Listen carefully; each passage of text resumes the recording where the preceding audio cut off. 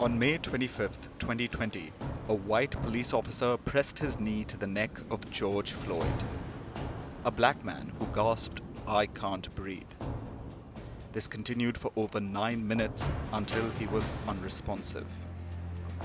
All for a counterfeit bill. George Floyd's death was a watershed moment for America. The video of his murder was so agonizing to watch that demands for change came from across the US. There were violent protests, the Black Lives Matter movement, call for overhaul in US police systems, and a reckoning for racial justice. George Floyd's murder looked like a catalyst, one needed for a nationwide reckoning on racism in policing. But with a pandemic, economic uncertainty, and a divisive election, 2020 brought very little change. 2021 and 2022 were also no different. Now, 3 years since his murder, US policing still needs a lot of change. There's still a long way to go for a racial reckoning. So what happened to the police officers? Derek Chauvin, the white officer who killed Floyd, is in prison. So are the other 3 who failed to stop him. Chauvin was sentenced in state court to 22.5 years for second-degree murder. But what about police reforms?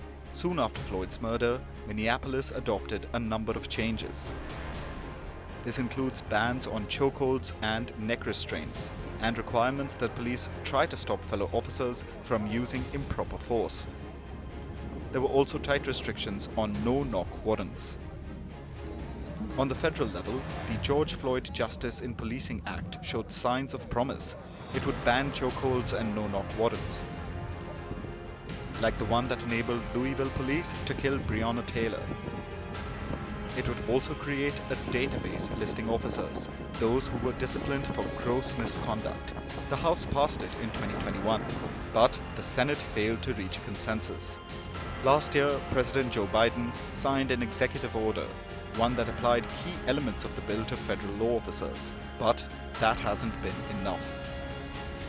Though Biden has repeatedly promised to enact major police reforms, real change is yet to come, even after 3 years. And there they go. It looks like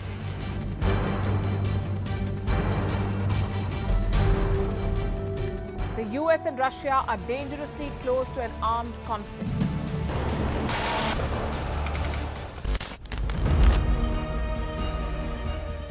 This year, 2023, New Delhi will be the capital of global diplomacy.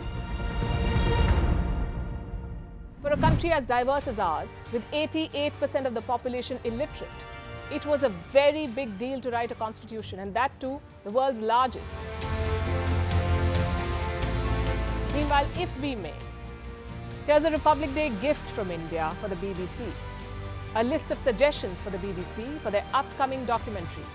Number 1, the Kohinoor and the colonial loot. Number 2, an outdated monarchy and unhealthy obsession with the royals. Number 3, racism in 2023. We're waiting.